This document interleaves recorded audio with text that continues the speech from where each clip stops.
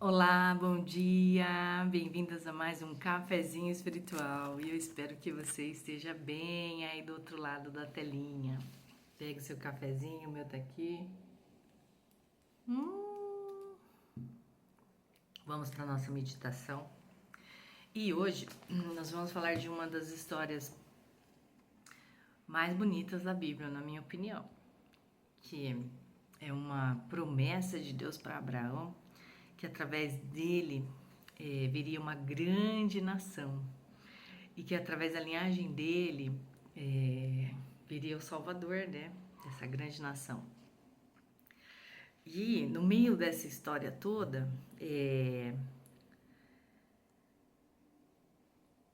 descobre-se que a mulher dele era estéril e não poderia ser mãe, tinha já certa idade. Mas Deus vem e faz uma promessa que Saraí, ela seria mãe.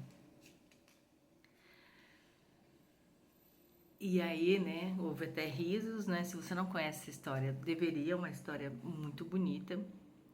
E você vê o agir de Deus, que apesar da idade sim, mais pra frente na história ela engravida. Mas nesse meio tempo, ela não teve muita fé. E o que que ela fez? Ela pegou uma escrava chamada Agar. Tô fazendo um resuminho, tá, gente? E falou, vai lá e deita com meu marido e dá um descendente para ele. Não acreditou no poder de Deus, não acreditou na intervenção divina, apesar de um anjo ter dito para ela, né? Aconteceu então que a escrava Agar engravidou. E aí, depois de ser humilhada por Saraí, esposa de Abraão, Agar fugiu para o deserto, grávida de Ismael. Essa situação poderia ter sido um atestado de morte, sem água. À noite no deserto faz um frio terrível, tipo 0 grau, congela, ventos horríveis. E ela tava lá sem comida e grávida, né, gente? Essa situação sim poderia ter sido um atestado de morte para ela e também para o seu bebê. Mas quando ela estava desolada, perplexa, junto a uma fonte de água, um anjo do Senhor foi ao seu encontro, apareceu para ela para socorrê-la, intervenção divina. A mensagem do anjo foi: pois ele orientou Agar a voltar e a se submeter a Saraí. O que significava então enfrentar o seu orgulho, né? Perdoar os ressentimentos, saber que ia enfrentar talvez situações similares a essa novamente. Então, obedecer a Deus nem sempre é fácil, mas a intervenção do Senhor nas nossas vidas requer esforço, porque muitas vezes o Senhor fala, vai lá e perdoa a sua irmã, porque tem algo maior para você, a salvação. Aqui, a promessa, né, que o filho de Agar, filho de Abraão, está incluso nessa promessa, através de você virar uma grande nação, já é descendência de Abraão, né? Então, para receber essa promessa, Agar teria que se submeter à vontade de Deus, que significava voltar para onde estava sendo humilhada. E aí você vê, né? Tudo isso poderia ter sido evitado se Saraí tivesse acreditado, tivesse aceitado a promessa do Senhor e não tivesse se precipitado. Porém, às vezes a gente tem que colher o fruto dos nossos erros porque a gente não confia no Senhor, não é mesmo? Mas a mensagem também continha a promessa que de a sua descendência seria numerosa e bem-sucedida. Ademais, quem primeiro agiu de forma incorreta foi Agar, que desprezou Saraí pela infertilidade dela. Tá lá nessa história, né? No comecinho ali, em Gênesis. Portanto, a intervenção de Deus representava um tratamento para Agar em uma área que o seu caráter também precisava ser tratado. Então, tá vendo? Ela está colhendo o fruto das más escolhas. Em Hebreus 12, no versículo 11, está escrito assim: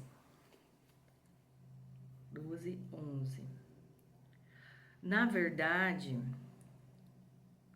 toda disciplina a ser aplicada não parece ser motivo de alegria no momento, porém de tristeza. Mas, mais tarde, produz o fruto pacífico aos que têm sido por ela exercitados, fruto da justiça. E nós sabemos que a justiça é a vontade de Deus. Então, mais tarde, vai gerar o fruto da justiça. Está sendo disciplinada e vai crescer nessa área, né? Então, por outro lado, Deus agiu de forma misericordiosa com Agar, a orientá-la em um momento de angústia e de confusão e a salvá-la. Essa intervenção divina, individualizada de Deus, nos revela o seu cuidado pessoal para conosco. Quantas vezes Deus cuidou de você? Às vezes a gente nem percebe. Quantas vezes Deus mandou alguém com aquela palavra que você precisava ouvir?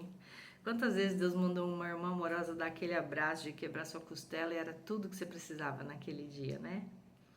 Então, e outras coisas, né? Eu já expeli nódulos de câncer, cancerígenos, né? Então, o Senhor sabe todas as coisas, o que a gente precisa. E aí, muitas vezes, a gente deixa passar batido, não enxerga essa intervenção do Senhor, inúmeras vezes, cuidando de nós. E revela o cuidado dele pessoal, individual para conosco. É muito importante sabermos que, mesmo após cometermos erros, e a gente comete muito, não pensa que você é perfeitinha, não. Pensou assim, já errou. Deus não nos abandona e procura nos corrigir e orientar.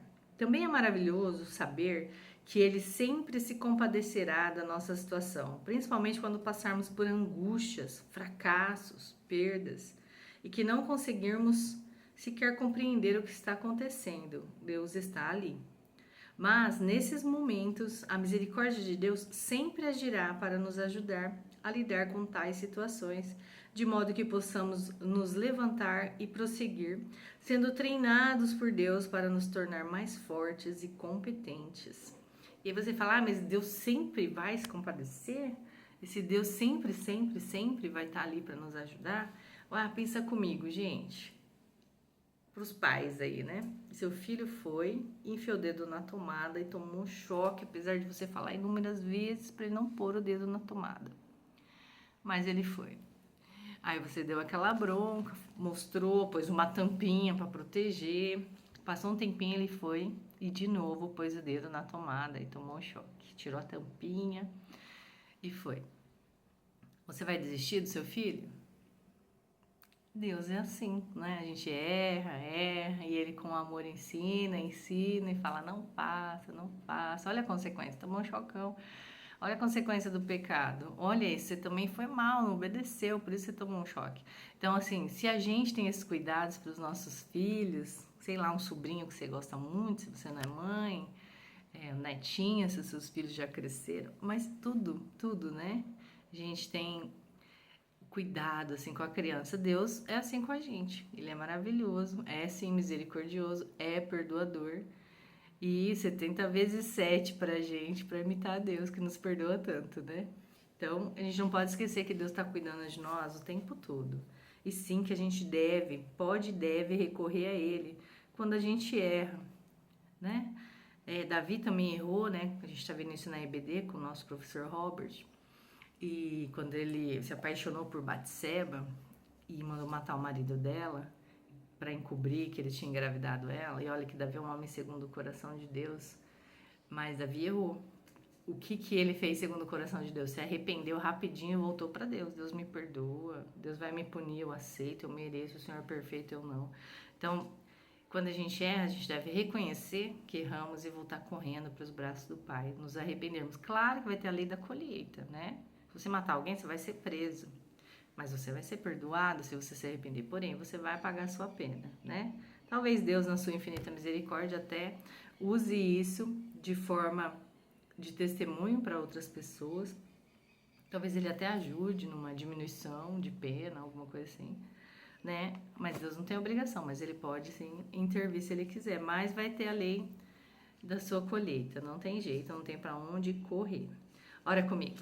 Senhor Deus e Pai, muito obrigada por esse dia, por esse cafezinho, que nós, ó Pai, estejamos sempre atentas, Senhor, para não errar, mas se errarmos, que saibamos voltar correndo para corrigir esse erro, pedir ajuda quando estamos angustiadas e aflitas, para que o Senhor, na sua infinita misericórdia, nos mostre o certo, nos ajude a corrigir os nossos passos, a nos mantermos firmes no seu caminho e que sejamos instrumentos de bênção, Senhor, nas suas mãos, mesmo quando, ó Pai, precisarmos passar por correções. Que consigamos enxergar em todas as situações o seu agir, a sua intervenção, ó Pai. E que sejamos gratas por um Deus amoroso que cuida de nós, apesar dos nossos erros e das nossas falhas. E em nome de Jesus, o nosso amado Mestre, que nos amou tanto a ponto de vir e se entregar por nós, que te amou tanto, Pai, a te obedecer a ponto de morte de cruz, é que nós te agradecemos. Amém. Um beijo, gente. Até o próximo cafezinho, se Deus quiser.